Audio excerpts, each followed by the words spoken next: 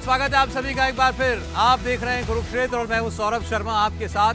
कुरुक्षेत्र में आज हम बात करेंगे 3 राज्यों में जबरदस्त चुनावी जीत के बाद अब जो अगला सवाल सामने है कि आखिर मुख्यमंत्री बनेगा कौन, किन किन लोगों के नाम चल रहे हैं, किस किस तरह के शक्ति प्रदर्शन किए जा रहे हैं, कैसे कैसे अपनी दावेदारी आगे बढ़ाई जा रही है और जो लोग खामोश हैं उनमें से किसका नाम इस रेस में सबसे आगे चल रहा है और क्या कहीं कोई दबाव बनाने की कोशिश भी है, इसका जवाब हम लेंगे।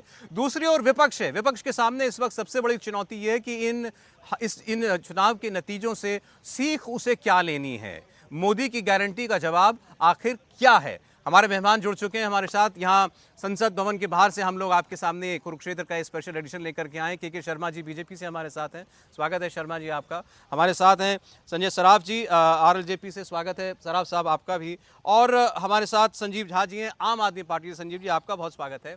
पहले मध्य प्रदेश की बात करते हैं क्योंकि झा जी की पार्टी भी चुनाव लड़ी तीनों राज्यों के अंदर। मध्य प्रदेश के अंदर शिवराज सिंह चौहान लगातार अपने कार्यकर्ताओं के बीच में और जिन्हें वो कहते हैं माताएं बहनें, जिनके वोट से उनकी सरकार बनी वो दावा करते हैं, उनके बीच में जा रहे हैं, उनका आशीर्वाद ले रहे हैं। और आज उन्होंने एक स्टेटमेंट ये दिया कि मैं ना मुख्यमंत्री की दौड़ में था, ना इस वक्त भी मैं उस रेस में हूँ। लेकिन उनका ये बयान काफ़ी कुछ कह गया। क्या ये बयान देने के लिए उनको मजबूर होना पड़ा? क्या जिस तरीके से लाडली बहना योजना को लगातार वो मध्य प्रदेश की जीत का श्रेय दे रहे हैं उससे आलाकमान को ठीक संदेश नहीं जा रहा था? ये सब जानते हैं कि बीजेपी ने उनके चेहरे को आगे रखकर चुनाव नहीं लड़ा। कैंपेन में भी उनकी योजनाओं की बात ज़्यादा नहीं की गई। बात होती थी तो सिर्फ नरेंद्र मोदी की गारंटी की होती थी। शिवराज सिंह चौहान को आज क्या कहना पड़ा, क्या बयान जारी करना पड़ा, ये आप देखिए। मैं मुख्यमंत्री का दावेदार ना तो पहले कभी रहा और ना आज हूं। मैं एक कार्यकर्ता के नाते सदैव भारतीय जनता पार्टी मुझे जो भी काम देगी उस काम को समर्पित भाव से अपनी संपूर्ण शक्ति, क्षमता और प्रामाणिकता, ईमानदारी से सदैव करता रहूँगा। मोदी जी हमारे नेता हैं और उनके साथ काम करने में हमने सदैव गर्व का और आनंद का अनुभव किया है। प्रदेश की जनता का एक बार फिर से आभार। शिवराज सिंह चौहान की बात आपने सुनी। मध्य प्रदेश में जिस तरीके से अपनी दावेदारी को पहले उन्होंने आगे किया और उसके बाद अब उनको ये कहना पड़ रहा है कि मैं इस दौड़ में कभी नहीं था, ये बहुत कुछ कह रहा है। राजस्थान में यही काम बहुत खुलकर किया जा रहा है। वसुंधरा राजे लगातार अपने घर में हैं, बाहर नहीं दिखी हैं जब से चुनाव के नतीजे आए और उनसे एक एक करके जीते हुए विधायक मुलाकात कर रहे हैं। अब तक 2 दर्जन से ज़्यादा विधायक वसुंधरा राजे से मिल चुके हैं। तो क्या ये शक्ति प्रदर्शन ही है? दूसरी ओर दिल्ली में इस बात पर लगातार मंथन जारी है। हालांकि कहा तो ये जा रहा है कि नाम तय हो चुके हैं, लेकिन वो नाम अभी तक सार्वजनिक नहीं किए गए हैं। तो राजस्थान में किसको कमान दी जा रही है ये अभी तक पता नहीं चल पाया है। लेकिन वसुंधरा राजे ने अपनी तरफ से अपना नाम आगे बढ़ाने में कोई कोर कसर नहीं छोड़ रखी है। तो राजस्थान का सीएम कौन होगा इस पर भी हम आज बात करेंगे। और जैसा हमने आपसे कहा, विपक्ष की क्या रणनीति होनी चाहिए इसके बाद, कल होने वाली बैठक को क्यों टालना पड़ा है और क्या कांग्रेस पार्टी को अब विरोधियों की नाराजगी भी, अपने घटक दलों की नाराजगी इंडिया गठबंधन के, वो भी झेलनी पड़ रही है। इन सारे विषयों पर हम बात करेंगे। शुरुआत करते हैं के शर्मा जी से। के शर्मा जी, देखिए राजस्थान में जो हो रहा है, मध्य प्रदेश में जो हो रहा है, ऐसा आपकी पार्टी में कल्चर नहीं रहा कि लोग दबाव बनाएं, अपना कोई गुट क्रिएट करके विधायकों का के नंबर बताए जाएं कि इतने विधायक हमारे साथ हैं। लेकिन हम ये राजस्थान में होता हुआ देख रहे हैं, मध्य प्रदेश में भी हम ये होता हुआ देख रहे हैं। लाडली बहना योजना को श्रेय दिया गया तो बाद में नेताओं ने कहना शुरू किया गया छत्तीसगढ़ में कौन सी लाडली बहना योजना थी, राजस्थान में कहाँ ऐसी योजना चल रही थी। तो क्या शिवराज सिंह चौहान भी अपनी उम्मीदवारी को आगे बढ़ाना चाह रहे थे और वो पसंद नहीं आया? नहीं, सौरभ जी देखिए, अब ये मीडिया की गॉसिप को तो मैं उसमें क्या कह सकता हूँ, कोई जवाब नहीं है मेरे पास इसके लिए। क्योंकि मुझे एक बात समझ में नहीं आया, आपने कहा गुटबाजी हो रही, कहाँ गुटबाजी हो रही है, कहाँ कोई गुट है? किसी का बयान है? जब किसी नेता ने कोई बयान ही नहीं दिया है, मैं बताऊंगा तो आप सुनिए, जो आपने शिवराज जी की बात की, तो शिवराज जी तो पहले से भी कह रहे हैं, या चुनाव के पहले भी वो कह चुके हैं इस बात को, और सबको पता था कि उनके नेतृत्व उसको लेकर हम एक सामूहिक नेतृत्व में वहाँ पर चुनाव लड़े। तो वहाँ इस तरह का विषय का कोई मतलब ही नहीं है। और पहले ही इसके यानी मैं कम से कम 10 बयान शिवराज जी का सुन चुका हूँ जिसमें वो कह रहे हैं कि भाई संसदीय जो हमारी बोर्ड है वो तय करेंगे, और विधायक दल की बैठक होगी, ये सारी जो प्रक्रियाएं पूरी होने के बाद उसमें निर्णय होंगे, तो इसमें आपत्ति क्या। रही बात जो है आपने वसुंधरा जी की, वसुंधरा जी एक वहाँ की वरिष्ठ नेता हैं, 2 बार सीएम रह चुकी हैं, बहुत से लोगों के कार्य चुनाव के समय वो उनके यहाँ प्रचार में गई हैं। स्वाभाविक रूप से जब कोई बड़ा नेता जब वहाँ चुनाव जीतता है तो जो कार्य जिनके क्षेत्रों में जाके वो जिताते हैं या उनका जो बड़प्पन है उसको लेकर लोग जाते हैं उनके पास, अपने भाई नमस्ते भी करते हैं, बधाई भी देते हैं और सारा जो है आशीर्वाद भी लेते हैं, तो वो ले रहे हैं, उसमें कौन सी स्थिति है। वो बाहर निकल करके कह रहे हैं कि राजस्थान का सीएम वसुंधरा जी ही हो, इनसे बड़ा नेता नहीं है कोई राजस्थान के अंदर। मैंने सुना है, निश्चित रूप से कुछ लोगों की एक भावना हो सकती है जो उन्होंने बाहर भी व्यक्त की होगी, तो ठीक है, करना ही चाहिए। लोकतंत्र में ये कौन सा विषय है कि कोई अपनी बात नहीं कह सकता, आप अपनी बात कह सकते हैं, लेकिन उनसे भी जब बात किया है अंतिम में तो लोगों ने क्या कहा है कि देखिए होगी तो हमारे जो वरिष्ठ नेतृत्व जो है वो जो निर्णय करेगा वो होगा, होना चाहिए, इसके लिए उन्होंने अपनी बात कही। लेकिन कोई किसी ने भी कहा हो कि ये नहीं बनेंगे तो ऐसा होगा वैसा होगा वैसा होगा, तो मैं एक बार समझता भी कि आप यदि ये इस बात को लेते। दूसरी बात, आज चुनाव हुए मात्र 2 दिन हुए, चुनाव के परिणाम आए हुए, और चुनाव के परिणाम आने के बाद अभी 2 दिन के अंदर आप चाह रहे हैं कि क्योंकि आपको खबरें चलाना है तो भाई आप स्वाभाविक से कुछ ना कुछ तो चलेगा, लेकिन अभी स्वाभाविक मैंने तो ये कहा कि नाम तय है। देखिए मेरे हमारे चैनल पर खबर पक्की होती है, नाम तय है, नाम तय है तो आप घोषणा कर दीजिए, चला दीजिए। मैं आपकी घोषणा करने से पहले कैसे चला दूं? नहीं, अभी आपके पास मैं तो जहाँ तक जितना मैं मीडिया का विद्यार्थी रहा हूँ, क्योंकि मैंने भी पत्रकारिता में भी पीएचडी किया है, तो मैं समझ सकता हूं कि यदि किसी के पास खबर हो, पुख्ता खबर हो, तो वो छोड़ता नहीं है ना, और वो उसको ब्रेक करेगा ही, लेकिन दौड़ में जाता है और बाद में आप ही लोग कहते हो देखिए हमारी खबर सही साबित हुई, हमारी खबर सबसे पहले थी। मैंने कहा खबर ये है कि नाम तय हो चुके हैं, नाम किसका है ये नहीं पता है। और ये तो हम आपको क्रेडिट भी देते हैं ना कि आपके सिस्टम से खबर लीक होना बड़ा मुश्किल है, ये तो चल चुका होता अभी तक। लेकिन मैंने जो सवाल आपसे किया वो ये था, फिर मैं कह रहा हूं कि ये आपके यहाँ का कल्चर नहीं रहा कि कोई अपने नाम को पुश करे, कोई लॉबिंग करे। लेकिन वसुंधरा राजे जी जैसे बार एक एक करके लोगों से मुलाकात कर रही हैं, शिवराज जी कैमरे ले जाकर के डिनर करने जा रहे हैं, इससे ये सवाल पैदा हो रहा है कि आपने आप सुनिए, जब आपने शिवराज जी की बात की, निश्चित तौर से मध्य प्रदेश में बहनों की, माताओं की, बालिकाओं का जो है बहुत ज़्यादा स्नेह जो है शिवराज जी के प्रति है।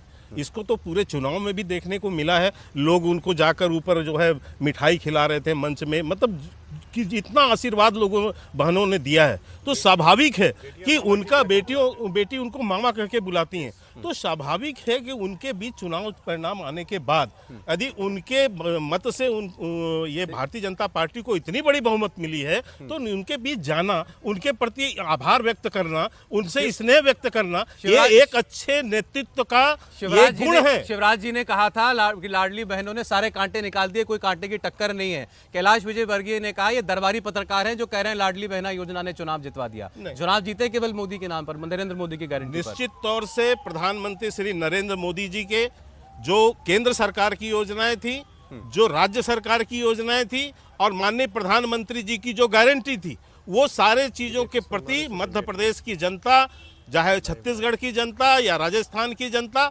सबने विश्वास भी व्यक्त किया। विश्वास व्यक्त करने के बाद उनके प्रति हमें जो है तीनों राज्यों में बड़ी सफलता भी दिलाई है। तो ये जो केंद्र सरकार की भी योजनाओं का लाभ है, ये राज्य सरकार की योजनाओं का भी है, और माननीय प्रधानमंत्री जी का नेतृत्व और उनकी लोकप्रियता तक का तो कोई शान है ही नहीं सर। ठीक है। और स्वाभाविक से आप जानते हैं, हम तो वहाँ कहते थे कि मध्य प्रदेश जो मोदी जी के मन में एमपी और एमपी के मन में मोदी, ये तो हमारा कैंपेन भी था वहाँ का, और इसकी बातों पर मुहर लगाया है मध्य प्रदेश की जनता ने।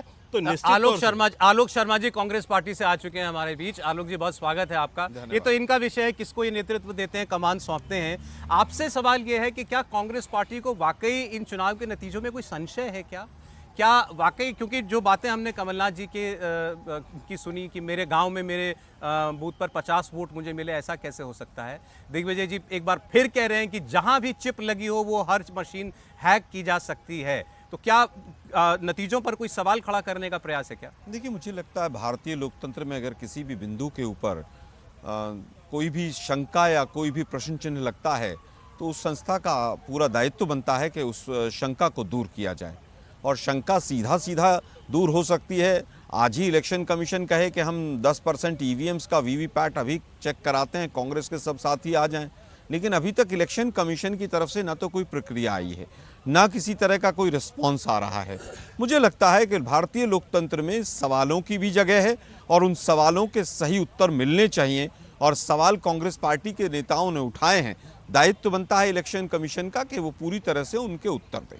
नहीं, लेकिन सवाल आप कोई भी उठाए, ये उसका हक है, लेकिन ऐसा नहीं हो सकता कि वो अपनी मर्जी से एक जगह तो उसको ठीक कह दे और दूसरी जगह पर उस पर प्रश्न उठाए। आपने तेलंगाना के विषय में किसी ने ये बात नहीं की। देखिए, मुझे लगता है क्या ये संभावना नहीं है कि कुछ राज्य ठीक किए जाएं, कुछ ना किए जाएं, कुछ ईवीएम पर प्रश्न चिन्ह लगाया जाए, कुछ पर ना लगाया जाए। ये बहुत बड़ा सवाल है और ये हमने नहीं उठाया।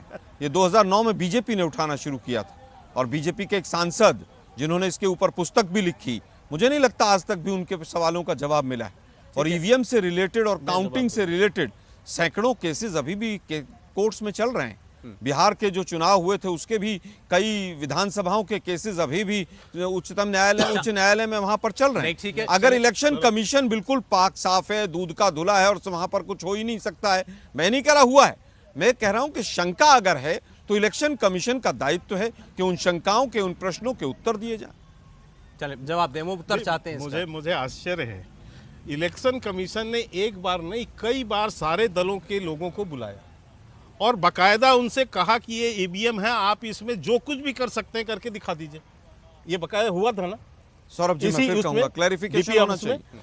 यही नहीं, और ये ईवीएम को छूने नहीं दिया हुआ था, ये भी बता। ईवीएम को छूने के लिए इलेक्शन कमीशन ने मना किया था, क्या ये सच नहीं है?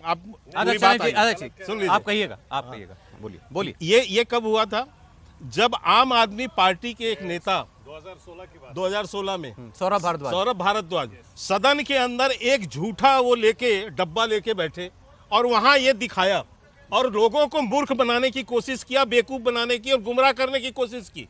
इसके बाद कांग्रेस भी चिल्लाने लगी, तो बकायदा उन्होंने बुलाया, चुनाव आयोग ने सारे पार्टी के लोगों को बुलाया। खैर, मैं इसमें नहीं जाता। अभी आपने कहा कमलनाथ जी का बयान कि मेरे यहाँ 50 वोट नहीं मिले। मैं पूछता हूँ, कमलनाथ जी पिछली बार कितने से चुनाव जीते थे?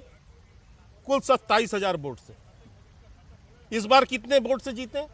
26,000 वोट से। और इसके बाद वो आरोप लगा रहे हैं पिछली बार क्यों 27,000 वोट से जीते थे। ये उनकी स्थिति है तो गलीमत थी कि वो बच गए, छिंदवाड़ा हारते हारते बचे हैं वो। तो इसलिए मैं आपको कह रहा हूं कि आज इनको, और ये कोई पहली बार की बात नहीं है, चुनाव के ठीक 6 दिन पहले दिग्विजय सिंह ने बयान दिया वहां पर मध्य प्रदेश में, ईवीएम पर शंका व्यक्त किया। हमने उसी दिन कहा कि इनको समझ आ गया है कि चुनाव हार रहे हैं, तो ठीकरा किस पे फोड़ना है? चलें, ठीक, ठीकरा फोड़ना है, इसलिए ईवीएम को पहले से बनाओ।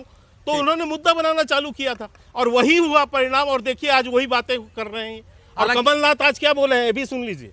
अभी तो आलोक जी बड़ी बड़ी बात कर रहे हैं शंका और इसकी। जब निकले हैं तो उन्होंने बाइट दिया है 2 बजे बैठक के बाद। उनसे जब पूछा गया ईवीएम का प्रश्न, तो उन्होंने कहा जाइए दिग्विजय सिंह से पूछिए, मैं उत्तर नहीं दूंगा इसका। कमलनाथ कह रहे हैं। हाँ, तो आप ये सोचिए कि आपके घर में ही दरार है। वैसे ये दुर्भाग्यपूर्ण है कि ये ईवीएम की बहस जो है खत्म नहीं होती है और हर चुनाव के नतीजों के बाद ये बात सामने आती है। मैं आ रहा हूँ संजीव जी, 1 मिनट। लेकिन अगर यही बात जो दिग्विजय सिंह कह रहे हैं, उन्होंने कहा, कमलनाथ नहीं कह रहे, अशोक गहलोत तो चुनाव आयोग का प्रश्न ही कहीं नहीं उठा रहे। वो तो कह रहे हैं नरेंद्र मोदी ने आकर, अमित शाह ने आकर और अपने और 4-5 मुख्यमंत्रियों को प्रचार में ले आए। विधानसभा का चुनाव उन्होंने विधानसभा की तर्ज पर ही नहीं लड़ा, इसको बड़े चुनाव की तरह बना दिया, इसलिए लोगों के बीच में गलतफहमी पैदा हो गई। अब ये तो कांग्रेस पार्टी नहीं तय करेगी कि सामने वाली पार्टी कौन से विषय उठाएगी। आलोक जी, देखिए, मुझे लगता है जो विषय केंद्र की सरकार को उठाने हैं बिल्कुल उठाने चाहिए उसको, लेकिन हमारा पूरा हक है कि वो कौन से विषय उठा रहे हैं। अगर वो कन्हैया लाल का विषय उठाकर और राजस्थान की जनता को बांटना चाहते हैं तो सवालिया निशान लगेंगे। अगर वो लाल डायरी की बात करते हैं और उसके बाद आज भूल जाते हैं कि कौन सी लाल डायरी और कैसी लाल डायरी, तो मुझे लगता है कि ज़रूर उस पर सवाल उठेंगे।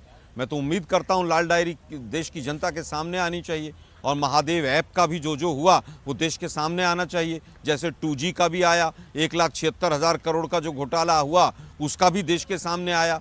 देश के प्रधानमंत्री को चीज़ें शोभा नहीं देती हैं कि जिस मर्डर केस के ऊपर आप वोट मांग रहे हो, क्या वो बीजेपी ने किया था, क्या बीजेपी के लोग उसमें इन्वॉल्व थे? क्या एनआईए जांच नहीं कर रही है?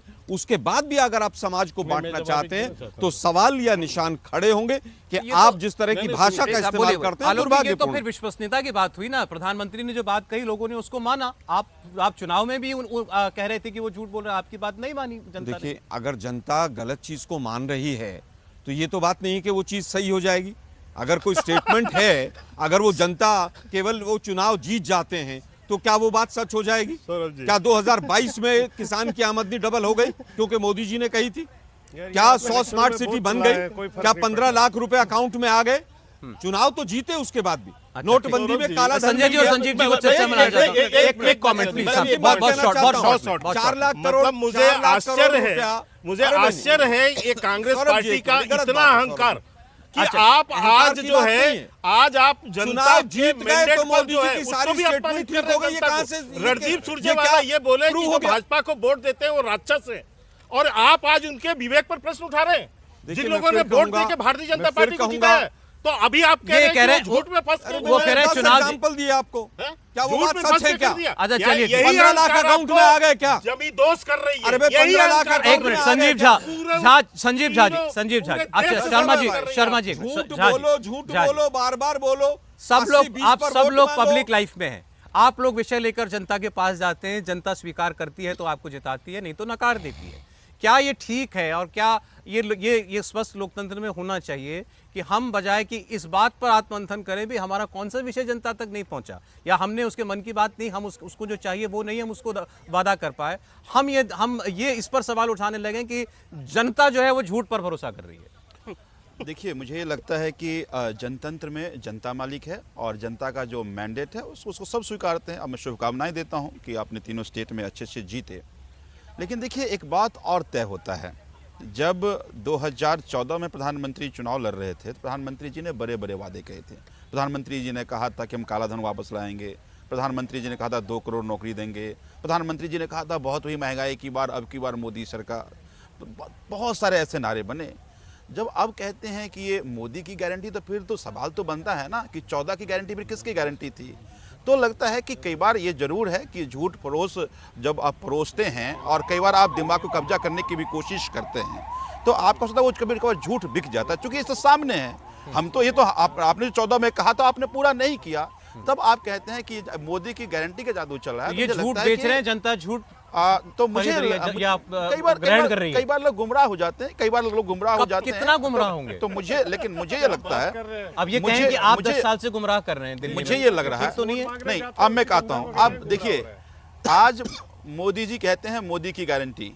2013 में जब पहली बार चुनाव लड़ रहे तो हमने कहा था केजरीवाल की गारंटी, हमने कहा था कि बिजली हाफ देंगे, हमने कहा था पानी मुफ्त देंगे, हमने कहा था शिक्षा ठीक करेंगे, हमने कहा था स्वास्थ्य ठीक करेंगे। आप सर्वे करा लीजिए कि हमने तो बिजली हाफ की बात कर दी, आज बिजली मुफ्त मिल रही है, स्कूल अच्छे हुए पूरी दिल्ली कह रही है, मोहल्ला क्लिनिक खुला, अस्पताल अच्छे हुए पूरी दिल्ली कह रही है। तो हमने जो चाहे दिल्ली में वादे किए, चाहे पंजाब वादे को पूरा किया, लेकिन आपने जो वादा किया उस वादों को आपने पूरा नहीं किया। तब मैं कहता हूं कि फिर मोदी गारंटी पर भरोसा शायद नहीं होना चाहिए। लेकिन जैसा मैंने पहले कहा, लेकिन अगर जनतंत्र में जीत जिसकी है उस जीत को सब स्वीकार कर, जनता मालिक है। लेकिन एक बात और, चूंकि बात ईवीएम की भी उठ रही थी, देखिए एक बात समझिए, आम जनता में भी कई बार लोग कहते हैं ठीक है जी हम वोट करेंगे, ईवीएम ठीक है क्या?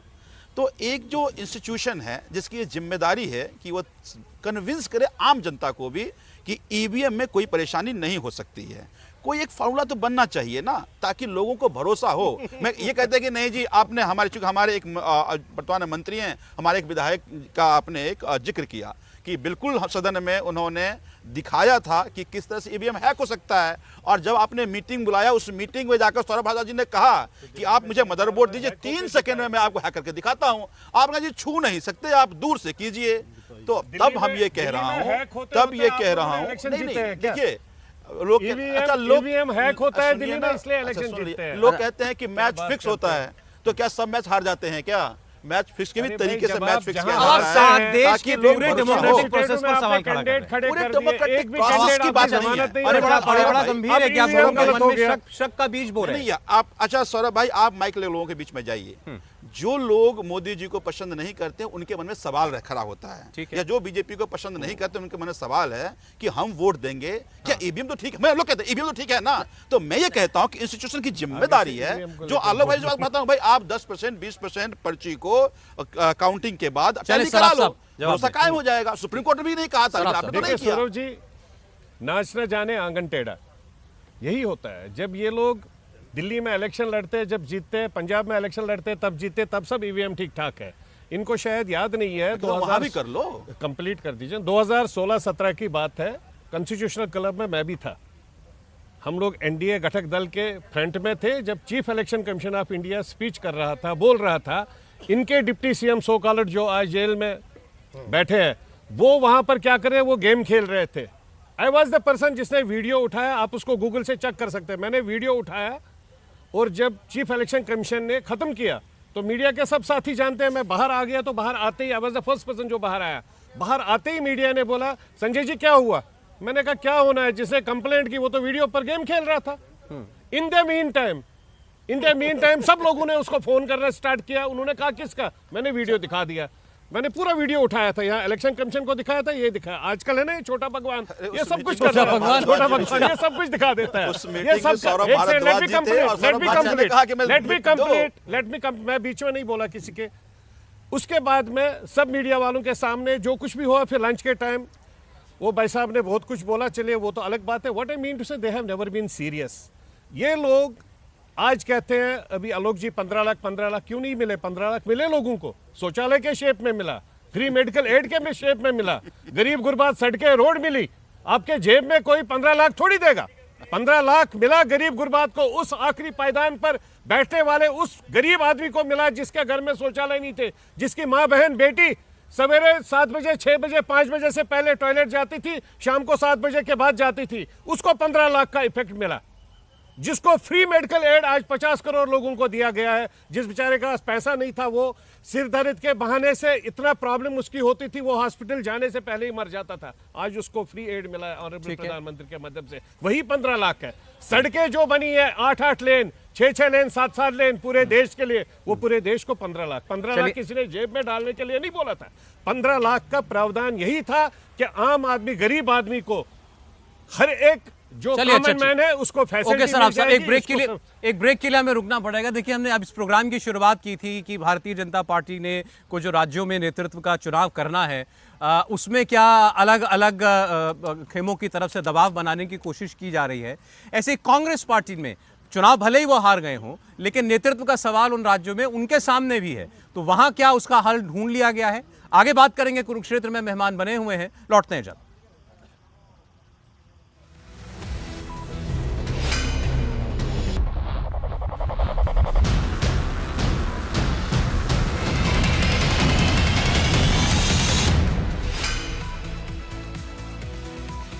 स्वागत है, आप देख रहे हैं कुरुक्षेत्र। बात हो रही है 3 राज्यों के विधानसभा चुनाव के क्या असर हैं अलग अलग पार्टियों के लिए, उसमें क्या सबक हैं और क्या चुनौतियां हैं। भाजपा को यह तय करना है कि आखिर इन राज्यों की कमान वो किसको दे।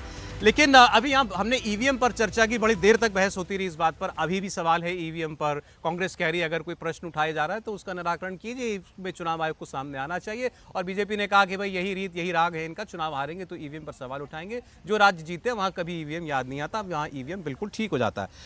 अब कुछ लोग कांग्रेस पार्टी के विपक्ष के जो समर्थन में बात करने वाले कुछ ऐसे विचारक हैं, उनका ये कहना है कि इन चुनावों के नतीजों से ऑपोजिशन को हताश नहीं होना चाहिए। उसकी वो कुछ वजह बताते हैं। उनका कहना है आप सीट मत देखिए, आप वोट देखिए।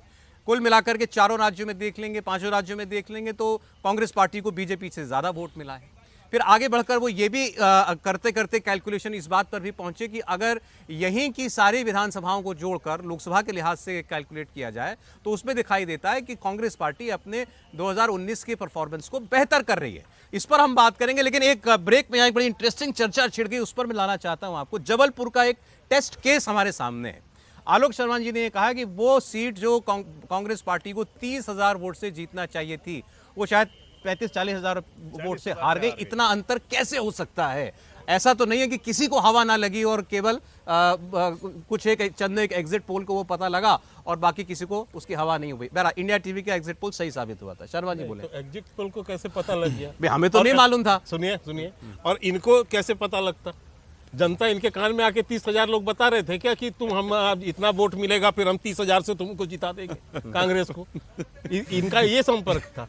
मैं तो अभी पूछ रहा था कि आलोक जी इतना बता दें कि इनके पास मध्य प्रदेश में कैंपेनर कौन था? कमलनाथ घोषणा किया बकायदा प्रेस कॉन्फ्रेंस करके रणदीप सुरजेवाला ने कि 70 सभाएं करेंगे। 10 सभा भी किए हो तो ये गिना के बताएं मुझे कि कमलनाथ सभा किए। अरे वो तो 8 दिन छिंदवाड़ा बैठ के जाके अपनी सीट बचाने, दीपावली के बाद से उस पहले से गए, इसके बाद निकले ही नहीं हो। तो इसके अलावा दिग्विजय सिंह कोई सभा ही नहीं कर रहे थे। इसके बाद इनके पास मध्य प्रदेश में नेता कौन है? नाम बताएं। मतलब ये नाम इनके बाद ये दो ही नाम गिनाएंगे, राहुल गांधी, प्रियंका गांधी और एक खड़गे जी। इसके अलावा हम तो पूछते थे उस समय कि कम से कम हम 7 मंत्री उतारे, आप 7 नेताओं के नाम बता दो अपने। वो नहीं बता पाते। आप कह रहे हैं इन्होंने प्रचार नहीं किया, प्रचार करते तो जीत जाते क्या? नहीं, मैं आपको ये बताता हूँ। सच्चाई ये थी, ये जमीन पर थे ही नहीं। अच्छा। ना इनको मुद्दों की समझ हो रही थी। ये क्या कर रहे थे? प्याज की माला लेके फलाने का ये नौटंकी गिरी करते थे बैठ के वहां पर। मैं तो 2 महीने वहां रह के आया हूँ सौरभ जी, चुनाव भर में वहीं बैठा रहा हूँ। तो मैं देखता था तो मुझे उसी समय हंसी आती थी। मुझे लगता था कि पता नहीं इनकी सोच क्या है। रणदीप सुरजेवाला इनके प्रभारी, ठीक है। आप सोचिए आज की बैठक से नहीं गायब हो गए, जिस दिन मतगणना थी उस दिन गायब हो गए, जिस दिन इनका वचन पत्र जारी हो रहा था प्रभारी होते हुए उसमें नहीं। और किस तरह से गृह युद्ध हुआ, एक दूसरे के कुर्ता फाड़ा कमलनाथ जी और दिग्विजय सिंह ने आपस में ले लिए कि एक मैंने 10 मिनट तक केवल यही लड़ाई चलता रहा कि गाली देने की और गाली खाने का जो है आपको मैंने और पावर ऑफ अटर्नी दे दिया। यही सब। एक सेकंड देखिए, एक मैं आपको बड़ी खबर दे रहा हूं। आलोक जी सवाल आपसे ही मेरा होगा। मिलिंद देवड़ा ने उन्होंने एक एमपी है डीएमके के, पार्लियामेंट में जो बोलते हुए उन्होंने स्टेटमेंट दिया, उस पर उन्होंने आपत्ति जताई है। मैं आपको बता दूं ये एमपी है डीएमके के डीएनबी सेंथिल कुमार, और उन्होंने ये कहा है कि इस देश के लोगों को सोचना चाहिए कि भारतीय जनता पार्टी ये हिंदी हार्टलैंड के स्टेट्स में, राज्यों में ही चुनाव क्यों जीतती है, जिन्हें हम गौमूत्र राज्य कहते हैं। तो पहले आप जो सांसद हैं इनकी बात सुनिए, इन्होंने पार्लियामेंट के अंदर ये बात कही। So that is the main reason that the people of this country should think that the power of this BJP is only winning elections and mainly in the heartland states of Hindi and what we generally call as the Gomutra states. और अब मिलिंद देवड़ा जो Congress party के नेता हैं, पूर्व मंत्री भी हैं, उनका कहना है कि ये बड़ा दुर्भाग्यपूर्ण है कि एक भारतीय सांसद संसद में खड़ा होकर के गौ माता और सनातन धर्म के बारे में इस तरह की अनाप शनाप बातें कर रहा है, जिनको 1 अरब से ज्यादा, 100 करोड़ से ज्यादा लोग अपने लिए पूजनीय मानते हैं। और डीएमके को ये सोचना चाहिए कि उसके नेताओं की इस किस्म की बयानबाजी वो इंडिया अलायंस को कितनी क्षति पहुंचा रही है। आलोक जी, चुनाव के नतीजों में जो कुछ हुआ छोड़ दें, उसके बाद भी इस किस्म की बातें देखिए बिल्कुल दुर्भाग्यपूर्ण है। और तमाम लीडर्स, चाहे वो इंडिया अलायंस के हों या बीजेपी के हों, किसी भी जाति, किसी भी धर्म के सूचक, किसी भी प्रतीक को इस तरह की जो आपत्तिजनक टिप्पणियां नहीं होनी चाहिए। चाहे वो हमारी तरफ से हो और चाहे भाजपा की तरफ से हो, किसी की भी तरफ से नहीं होनी चाहिए। लेकिन संसद में अगर एक मुस्लिम सांसद को उग्रवादी और तमाम शब्दावली से जब पूरी तरह से नवाजा गया था, तब भी बीजेपी को उसके ऊपर रिएक्शन करना चाहिए था। आज मिलिंद देवड़ा जी ने तो रोका है, उन्होंने सही किया है, लेकिन दुर्भाग्य कि जिस समय पर रमेश बिधूड़ी बोल रहे थे, उनके पीछे 2 मंत्री बैठे हुए थे, पूर्व मंत्री, और वो हंस रहे थे। एक गलत का जवाब दूसरे गलत से नहीं। मैं नहीं कह रहा हूं, मैंने जो रमेश बिधूड़ी ने कहा उसकी क्या बीजेपी आलोचना मजम्मत हुई सब जगह मैं फिर कहूंगा, क्या बीजेपी मानती है कि जो पूर्व मंत्री दोनों पीछे बैठे थे उन्होंने उनको देश से माफी मांगनी चाहिए? पहले एक बार ये जो नहीं कहेंगे आप, ये सवाल भी नहीं पूछेंगे बीजेपी से नहीं पूछ पाएंगे सवाल। ये पहले इस पर बात हो, मैं पूछ रहा हूँ आप उसमें कोई उसमें छुपाने वाली बात ही नहीं है। हमने तो यहाँ तक कहा था कि ऐसी बात करने वाले आपने तो कहा था कि बीजेपी के दोनों सांसदों ने कहीं पर भी खेद भी जताया। लेकिन क्या ऐसा व्यक्ति जो संसद में ये बात कह रहा है, ये गौमूत्र राज्य है, आप ही इन्हीं राज्यों से आते हैं, मैं भी इन्हीं राज्यों में रहता हूं, मैं तो कह रहा हूँ बिल्कुल गलत है, और मिलिंद देवड़ा जी ने सही किया कि वहीं संसद क्या पर आप संसद में पहुंचे। नहीं टोका, उन्होंने सोशल मीडिया पर मैं कह रहा हूँ कही चाहे सोशल मीडिया पर टोका हो, अलोक कहीं जी, टोका हो, DMK को निकालेंगे मैं आप समझता इंडी हूँ गठबंधन कि से। बिल्कुल रोका जाए, ऐसी बात करते लेकिन हैं, इसके दूसरे बेटे धर्म बेटे ने भी ऐसे के दूसरे सनातन धर्म को के गाली सांसद निकाली। को उग्रवादी और मवाली और क्या क्या शब्द इस्तेमाल हुए, तो वहां पर बीजेपी के सांसदों ने रोका। DMK को बेटे। सौरभ जी जवाब देना क्या आपकी कोई मजबूरी है बार बार अगर डीएमके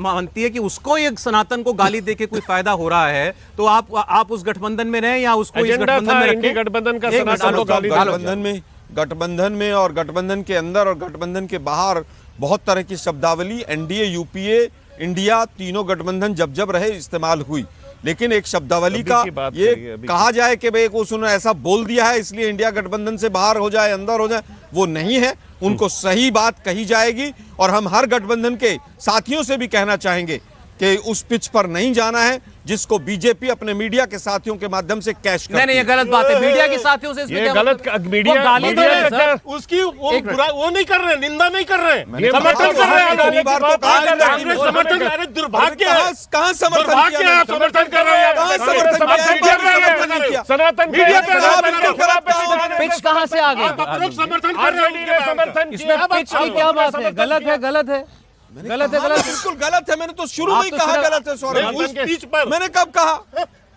सौरभ जी मैं जवाब चलिए, बीजेपी के पास कोई काम नहीं है देश के अंदर, केवल हिंदू मुसलमान में किसी तरह से भी बांटो, बिंदु ढूंढो, ये और वोट ले लो। आपको डीएमके वालों को समझाना पड़ेगा। बिल्कुल, मैं तो कि कह रहा कि हूं, भाई तमिलनाडु भी मैं तो इसी कह देश रहा के हूं अंदर है कि जिसमें केवल उत्तर DMK प्रदेश और नहीं, बिहार है केवल और बाकी DMK तमाम नहीं, राज्य मैंने हैं। कहा सभी घटक दलों को देखना पड़ेगा। एजेंडा मैं था तो सबके लिए इनका, कह वो रहा हूं। मैं दो तीन बातों का स्पष्टीकरण वो देता हूं। जा जी मारो। इन्होंने अभी कहा, देखिए यही डीएमके इसने डेंगू मलेरिया से न जाने क्या क्या जो है हमने उस समय पर भी खंडन किया, कोई खंडन हमने नहीं उस किया, समय पर भी कोई विरोध खंडन किया। नहीं किया। मैं आज भी आधिकारिक अरे विरोध आप करता हूं कौन उस होते चीज हुए हैं? आपके होने से बोलने से चलता है नहीं, क्या? तो आप आपका बताएंगे संगठन तो कौन विरोध महामंत्री करेगा? कह रहा है केसी वेणुगोपाल, वो कह रहे हैं कि अभिव्यक्ति की स्वतंत्रता है, बोलना इस बिंदु पर नहीं कहा, किस हमने इसी बिल्कुल पर बोला, अपोज किया। इसी पर कहा इसी था। पर बोला, आपकी इसी राष्ट्रीय पर भाषा। बोला। आपके मैं कार्तिक कहूंगा, मैं आधिकारिक तौर पर चिदम्बरम का कार्तिक खंडन चिदम्बरम किया। बोला, yes। कार्तिक लेकिन क्या आप चिदम्बरम ने रमेश समर्थन विदुड़ी का किया। समर्थन सपोर्ट करते किया, हैं? बयान का। आप कहिए रमेश विदुड़ी ने गलत कहा? आप बोलिए, बोलिए आप इस पर संजीव झा जी बोलिए। नहीं, मुझे बोलने दीजिए। हाँ, बोलिए।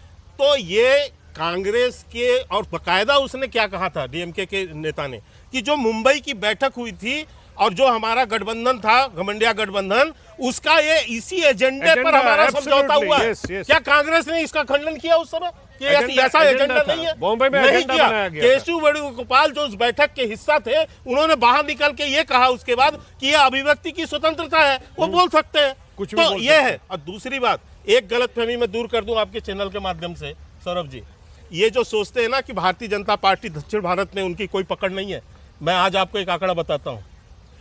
आज सांसदों में, लोकसभा में जितने सांसद साउथ से आते हैं, भारतीय जनता पार्टी सबसे बड़ी पार्टी है दक्षिण भारत की, सबसे बड़ी पार्टी है दक्षिण भारत की।